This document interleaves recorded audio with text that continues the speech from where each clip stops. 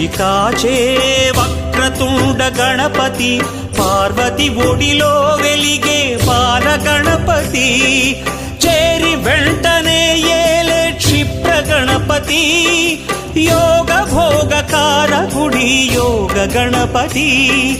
చింతితార్థములు తీర్చే చింతామణి గణపతి, తరగని సిరులిచ్చే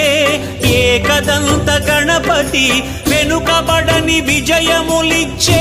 వీర గణపతి, నాదమయుడు కళామూర్తి నాట్య గణపతి, మహాగణపతి